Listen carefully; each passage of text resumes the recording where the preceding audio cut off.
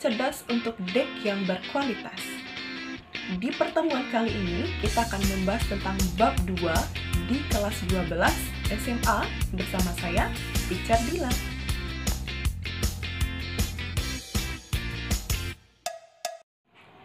Bab 2 di kelas 12 SMA ini, kita akan mempelajari tentang metabolisme. Sebelum itu, kita akan bahas enzim terlebih dahulu. Enzim merupakan senyawa organik berupa protein yang berfungsi untuk mempercepat reaksi. Bagaimana dengan sifat-sifat enzim, komponen enzim, faktor enzim, dan cara kerja enzim? Untuk lebih memahami, mari kita simak. Sifat enzim yang pertama adalah biokatalisator, yaitu mempercepat reaksi tanpa ikut bereaksi. Cara mempercepat reaksi adalah dengan menurunkan energi aktivasi. Yang kedua, bekerja spesifik, yaitu bekerja pada substrat tertentu. Contoh, enzim maltase hanya bekerja pada substrat maltosa, dan enzim amilase hanya bekerja pada substrat amilum. Yang ketiga adalah bekerja bolak-balik atau reversibel.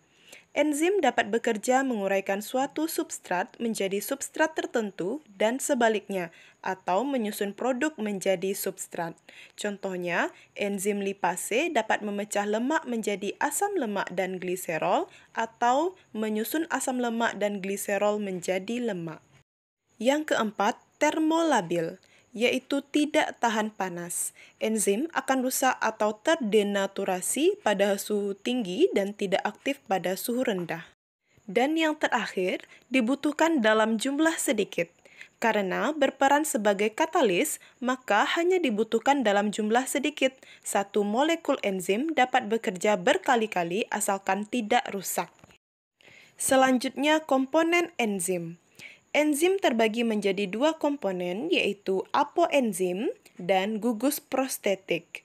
Apoenzim merupakan enzim yang penyusun utamanya adalah protein, sedangkan gugus prostetik adalah enzim yang tersusun dari non-protein.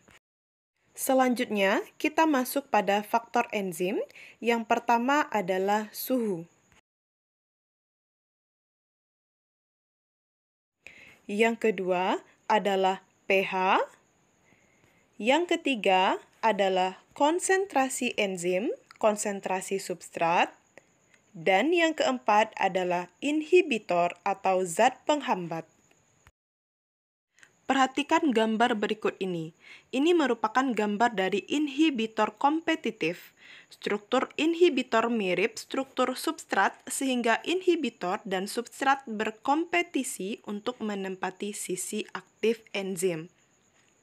Selanjutnya, inhibitor non-kompetitif berikatan dengan sisi selain sisi aktif enzim.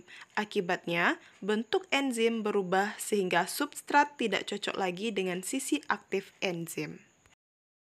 Yang terakhir, kita akan membahas tentang cara kerja enzim.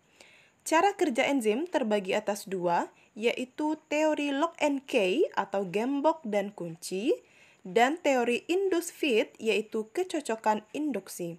Silakan Ananda perhatikan gambar berikut ini.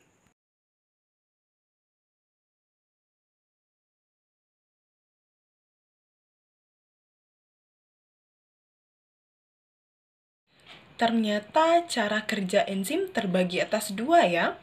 Ada teori lock and key dan induce fit. Bagaimana? Apa Ananda bisa memahaminya? Sekian materi kita pada pertemuan kali ini.